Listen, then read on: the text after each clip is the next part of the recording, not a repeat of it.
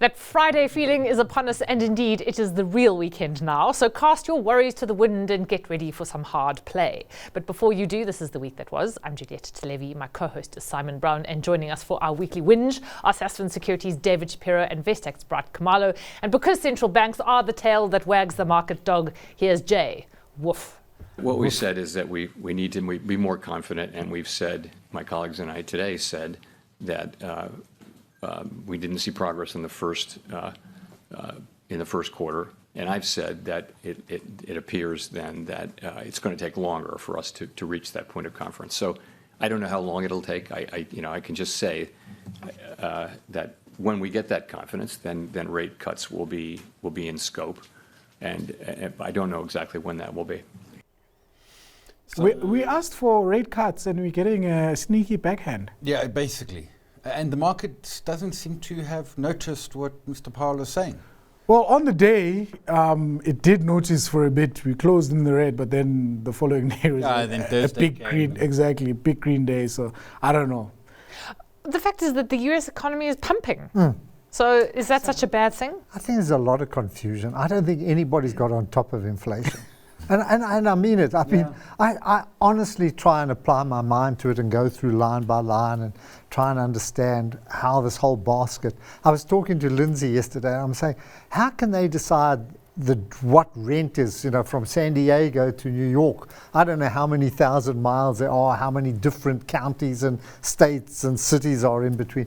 I say, how do they ever get to one number, just one little number in inflation? There must be so many different dynamics. That's why I say the easiest thing for me, I know you've got Novo Nordisk on the back of us, is just to say, okay, let's look at company results. You're going to get a far better grasp of what's happening in the world when you see how many Wegovy, how much Wegovy they're selling or so on. It's much easier to get a grip of what's happening through there. But to try and understand and interpret Powell, good luck. But should we be careful around businesses with lots of debt, because this must be hurting? Yes.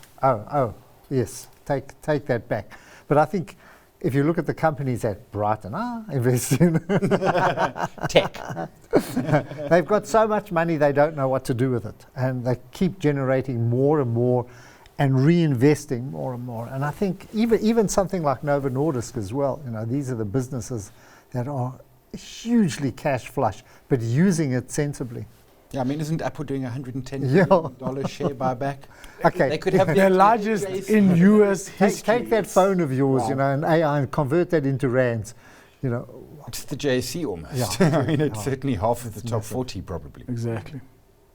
Well, also making news this week, it's goodbye to the Rose of Soweto. World champion Dingo Ntobela, rest easy. So, meanwhile, in other lesser departures, Sasol's CFO is out of here and HSBC CEO's had enough. Someone's buying cars, people can't get enough Ozempic. Life Healthcare is hardly an example of robust well-being, and the BHP bosses are in town to sell the buyout dream. Good luck with that, we say. Then in electoral news, the MK signatories are a bunch of made-up names in somebody's kitchen. Jacob Zuma, head of one party, has been hauled before another, and we may just say that the next 3 weeks can't be over soon enough. The principled position adopted by the National Executive Committee was that we needed to impose charges on Mr. Zuma on the basis that, despite the fact that he has taken a decision to associate himself with another organization, but he kept on sustaining a very strange narrative and a message that he remains a member of the ANC, primarily because the ANC at the time had not acted against his conduct. You will remember that the NEC, which took a decision that he must be taken to a DC, also effectively suspended his membership of the African National Congress. But what do we do with our money in the meantime? It's a very high conviction of ours that the ANC and NEC will not choose the EFF, at national level at least. That issue is totally separate from what the vote outcome is. And I think this is why the market's got the wrong end of the stick. But what we've seen, though, is as the SRF daily polling rises now over time, we are seeing then the markets rally back a little bit as it's taking the number as being important. I think it's around a little bit of the currency move at the moment. The moves in the bond market, I think, are a little more complex than about Treasury's issuance strategy. I was going to remind everyone, it was in this very seat about 6 months ago, I said it's going to be ANC IFP at national level. But anyway, how are you positioning your local portfolio, or is it all gone? It's all gone. Problem solved. I don't know. I don't even know who to vote for, the People's Front of Judea or the Judea's People's Front. I don't know which party is Or what. Al-Jama. Oh, Al-Jama. No, that you probably can't tell people at all that, can you? No, you know, it's very confusing, and I think I don't know what's going to come out of this. You know, what kind of iterations are going to come out, and how it's going to affect us. I just want somebody who fixes the potholes and builds roads and does something. I think that's what we all want. But everybody's got their, you know, their snots in the trough, and they just eating. You know, everybody wants a piece of it. There's nothing left. But our market, right, you were saying on the way here, we're green year to date. We've had not by a lot, but, you know, we're talking about the top 40. China's going up. Well, because the China's market's up about 20%. So up goes So we're up process. one. Up Yeah, goes. you took that out of my mouth. I mean, Sorry. Hong Kong is up. You know, the tech index in Hong Kong is up 9 days in a row, 9 sessions in a row. That's, I don't know, a record of records there. 4% per day. So in that technology index. So you understand why our top 40 then maybe. Yeah, I was looking at BHP's share price, and all of a sudden it seems to be falling over a cliff. But I kept checking. Is that the right Zooming code? out. BHG, yeah. And generally, if you look at them platinum counters, I mean, Amplatz's, Sasol, all of these are just heading in a kind of drift, which is not really helpful. Implat CEO, what did he say? It must take a long-term view. Yeah, yeah. Yeah, so it's almost impossible to call, and actually there's been some interesting news with regards to polling. I think it was Action SA took some of the media houses had sort of published the results of, I don't know if it was I'm not sure if it was an Ipsos poll, but asking for the methodology. And Johnny Steinberg wrote quite an interesting article in Business Day today saying, no one has really interrogated the methodology of the pollsters, and they're not regulated in South Africa where they are overseas. And this is really, this would probably distorted? Do you think it's they don't publish their methodology. Their methodology is sometimes unsound. So that has contributed, I would imagine, to the sense of confusion about what the outcomes of the elections are going to be, because we have polls from week to week that are hugely variant.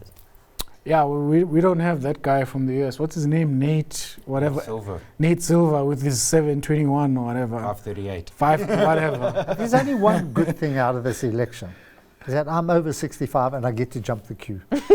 Yeah, a few more of those to wait. The one thing is that, to your point, Giulietta, around the polls, 100%. Yeah. Typically they undercount the ANC because the ANC is a machine. I know. Don't underestimate them. I know. I don't know. Are they polling somewhere out in Kuruman and all those different areas?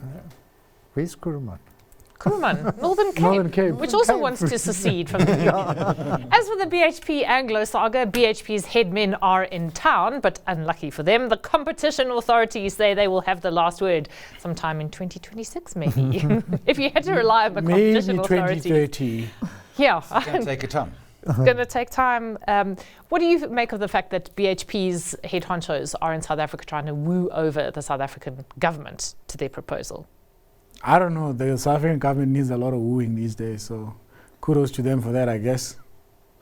They've got to get to the shareholders. They've got to get to Anglo American, Old Mutual, Sunlum. Those are the people who are going to vote. Yeah. PRC.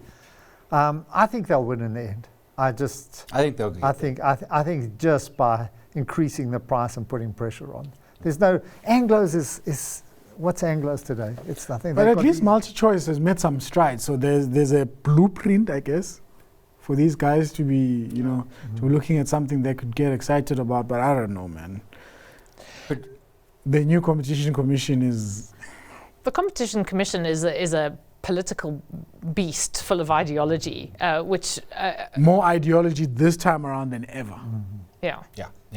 Patel's out because he's not on the list. I think did you write an article about the Competition Commission? It was Rob Rose a couple of years ago. Just on how they're stopping M&A and how they stop development. I mean, I spoke to a top competition lawyer a couple of months ago who said that the multinationals doing business in Africa, and there's lots of deals happening, are carving out South Africa Because it's just, it's not even a ramp, it's a gaping hole. It's so a they have chasm. effectively killed M&A activity in South Africa. They killed investment in South Africa. Yep. Well, that too. And apparently BHP hates being called Billiton. I've heard that it's BHP Group. It's BHP Group. Meanwhile, Commodities World, the World Gold Council report shows that emerging markets have become the major players in demand for the yellow metal. Long may the old Bitcoin boom last.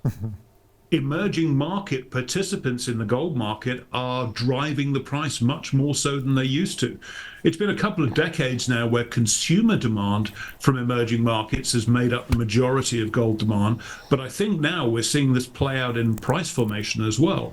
So if the dollar's strong, doesn't matter. That's not affecting the decisions that is being made by emerging market investors and jewelry buyers who are very much more focused on the domestic economic conditions that they're operating in.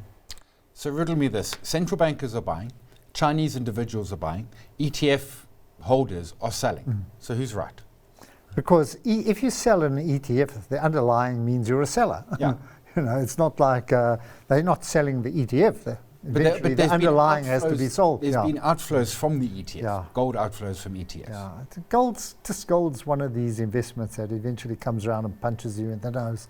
And as soon as we start getting bullish about it, that's the exact time that it does it. I mean, China's been trying to VUCA that market for how many years now with all of these different policies they introduce. They throw a lot of money into it and nothing happens. And, we spoke about it when we came here. I mean, they tried with property, that didn't work out, so they're letting that go. So obviously, gold is something that actually could work in their favor, at least to what they think. And so far, I don't know. It seems to be working. You know how many tons and tons America's got? I don't know what they do with it. It's all in Fort Knox. They just polish it. Turn it into a point. Jerome Scrooge Powell, McDuck dives into it. In another 100 years, what are they going to do with all that gold? It just lies there. It's to back the largest currency. It hasn't been audited since pre-exiting. And the thing is that as the American economy gets bigger and bigger, so that component gets smaller and smaller. But still, there's this physical gold lying there. What do you want to do with it? Make bitcoins. What do you mean? After the break, the weekend companies, and don't try this when you need your next bank loan.